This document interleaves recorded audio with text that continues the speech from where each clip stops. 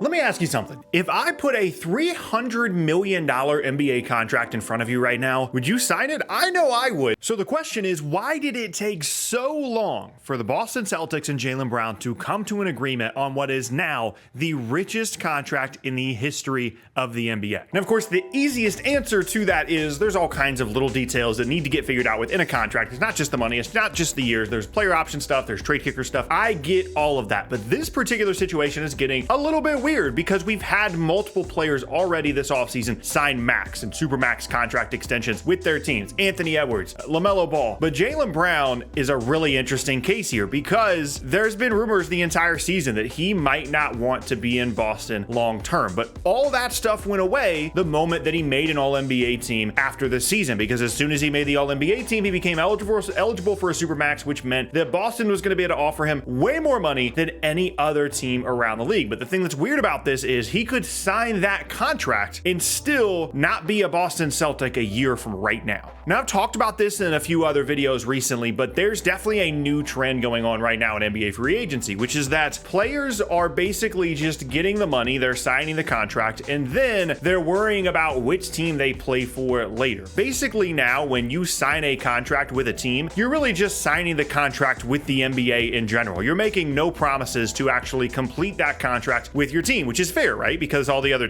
all the franchises around the league are constantly trading guys around, not necessarily keeping them on their team for the entirety of the contract. And so the players are doing the same. They're just waiting it out and figuring, hey, I can just get the maximum amount of money from, in this case, Boston, and then I can just request a trade later. But the Brown thing is even more interesting than that, because the supermax extension for him was never a guarantee. Then he made the All-NBA team, and now he's going to get the supermax. As with recording of this video, he has not signed it, but I still expect him to. And it's pretty obvious that within a year, within 2 years, he could just want to be on a different team. One of the teams certainly to keep in mind would be Houston. Now that they have Ime Udoka, that would give him the opportunity to go and be a true number one option elsewhere. And of course, they have plenty of assets to trade back to Boston if they're interested in moving Jaylen Brown elsewhere. It's just kind of always been a bit of a weird and a contentious situation between him and the team, whether he does or doesn't want to be there, whether he wants to be that number one option somewhere else. But the other thing to me that's weird is Jaylen Brown's definitely worth a max contract. He's definitely a max contract player. When you make all NBA teams, that's just how it goes. But I'm not sure I'd want to be the team paying Jaylen Brown the max, because we've always seen him in this ecosystem in Boston where they've been successful as a team. They've had plenty of talent. They've had good coaches, and well, I guess with the exception of this most recent season with Joe Mazzulla, depending on your opinion of him. But we've never really seen him outside of that structure, obviously at the NBA level, and it took him a little bit to become a big time NBA player. And I'm curious what number one option Jaylen Brown would look like, because as a primary creator, he's not outstanding. He has a lot of turnovers, can't really dribble the ball that well. And I'm wondering if Boston feels the same way, maybe just a little bit, about giving him this much money. They know they're going to have to give him a ton of money, but maybe that's why the contract negotiations have taken so long, is that they're trying to put some other stuff in there to maybe try and lower the number overall, whether it be incentives, whether it be, whatever the case may be. And they're also probably anticipating that he does eventually want to request a trade and go somewhere else. And so that's why the trade kicker stuff gets really, really interesting for him.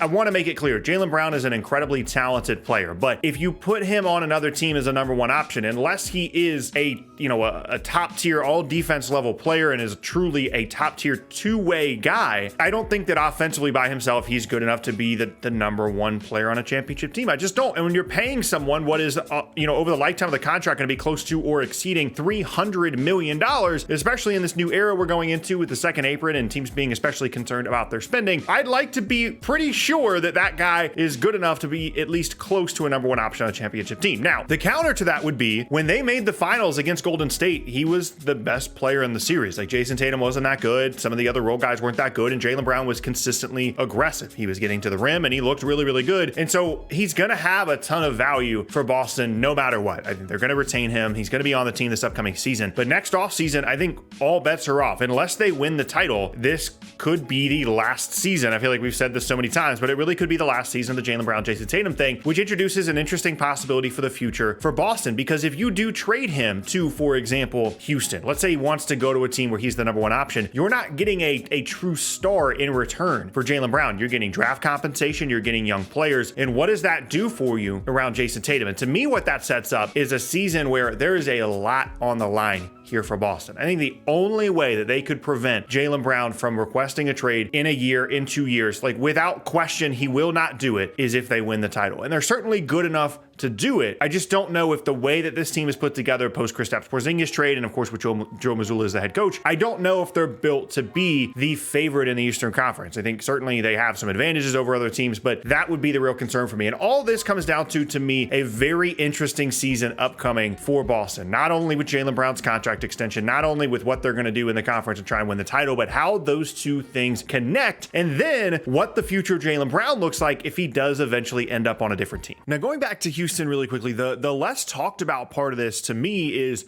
whether or not the Rockets would actually want to trade for Jaylen Brown potentially in a year or in 2 years in exchange for not only the contract that he's on, but all the assets that they would have to give up to Boston. Is Jaylen Brown the guy that you've been waiting around for to accelerate your rebuild? They were at least relatively interested in James Harden this offseason, decided to go in a different direction. They've got Van Fleet, they've got Dillon Brooks. You can add Jaylen Brown to that, and of course you have all the young guys, Jalen Green, Jabari Smith, but is Jaylen Brown the guy that you want? Again, I like Jaylen Brown as a player, but does that elevate you to where you want to be? And is there really a lot of value on that contract? I think all of those are really interesting questions because you would just assume, of course, the Rockets would want to bring in someone as talented as Brown. But when you consider the cost in terms of the contract and the assets, I do think that it's at least a conversation. And this is pretty rare because typically when we have guys, potentially requesting a trade or maybe wanting out, it's because their team isn't that good or they don't really see the upside moving forward, thinking about Bradley Beal, Damian Lillard, or things just become untenable like Kevin Durant, right?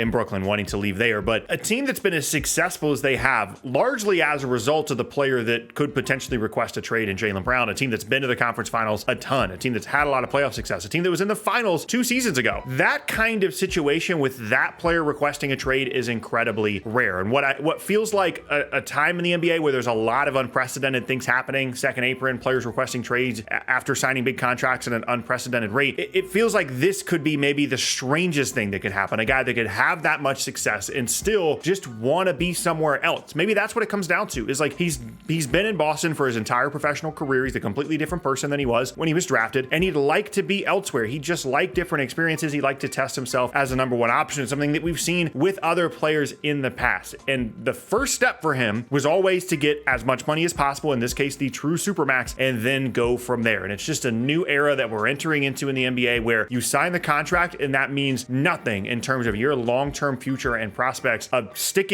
with that team that you signed the deal with. So let me know down in the comment section below what you guys think, where you think Jaylen Brown is going to end up. Do you think he's going to get traded next offseason or the following? Or maybe you think that the Boston Celtics are going to win the title this year and he's going to stick around for the entirety of his career and be a Celtic, and we'll just continue to make content about this, always thinking maybe he's going to be on the move and actually won't be. Let me know down in the comment section below. Thank you guys for watching, and I'll see you next time.